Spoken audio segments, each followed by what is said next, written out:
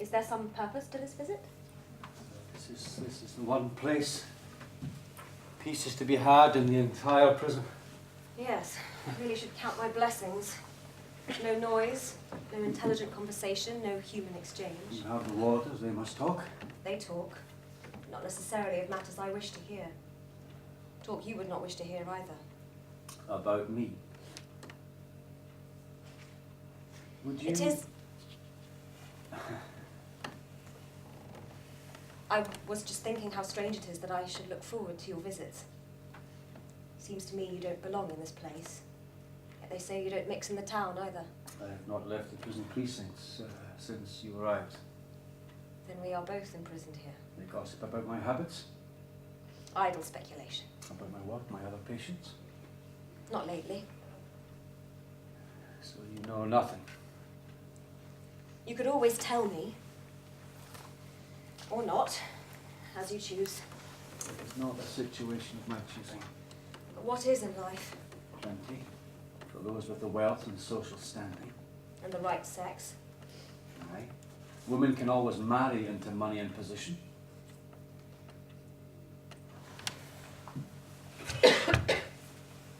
How is it you're not married? I could not decide between my many suitors. I can believe that.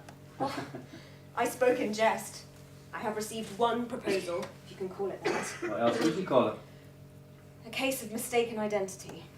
Well, it was not everything you hoped. Oh, no, no. It was I who was the disappointment. Or would have been. He is irreproachably principled, a supporter of our cause. Oh, of course. We met at a Liberal Party meeting in Edinburgh. Lloyd George was speaking. Muriel and I had chained ourselves up so they could not eject us when we asked our questions. The stewards had to unscrew our seats from the floor and carry us out, seats and all. It was quite a comedy. William took exception to the men who lifted me, though in the flurry of the moment I don't think they knew where they'd placed their hands. He waited with me while they fetched the wire cutters to make sure there were no further outrages against my person. And then? We went for a cup of tea. But you refused his offer of marriage. It was not me he asked, but a doll with my face. A saintly victim of injustice. So I disappointed him early to save him from a graver disappointment when it was too late. And you?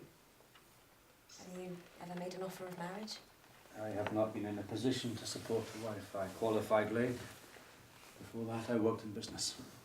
Business? Grocer's apprentice. Truly? My family are tenant farmers. When I told them my hopes, they laughed. I was ducks at Ayr Academy. I had the brains, but without private means. I watched men who matriculated the same year becoming doctors 5 years earlier, buying themselves into prosperous Edinburgh practice. I had to find employers who offered board and lodging, asylum, prisons. My former classmates attend the aches and pains of the Edinburgh New Town. They sneer at me as you sneered at just now. As any woman looking for a husband would sneer.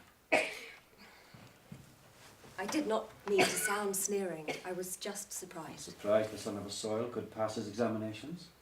A tradesman who might have sold your kitchen made a pound of sugar should now lay a physician's hands upon you. I have taught highly intelligent children from the poorest homes. But you're right. I can't think of one who possessed the determination required to become a doctor. I can't help wondering... What? If it has made you happy. You think I should have kept to my station? Ploughed the land like my father? I think I might have preferred the fresh winds of Ayrshire to the stench of Perth jail. I am not finished yet. I am working on a doctoral thesis that could revolutionise public health policy. I remember. If Scotland will not listen, there are other lands where it is a man's mind, not his origins, that count. You would emigrate? Why not? What would I believe in? Politicians squabbling in Parliament, my battles with the government, yours over the vote. What does any of it matter? You're gambling with your health for a nation locked in the past. Well, I am labouring to bring it into the present. You're wasting your time. There are lands crying out for forward thinking, for men and women with open minds. Look here. But why don't you give it up? Release yourself from this degradation.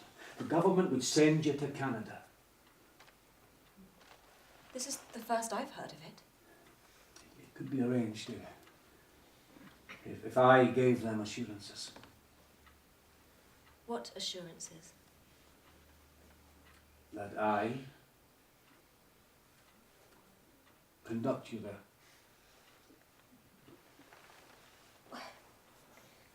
That would be tantamount to saying that my protest was in vain. Was wrong. I would not be giving up, but giving in. Tactical retreat to allow a larger victory. Governor wants to see you, sir. On the way.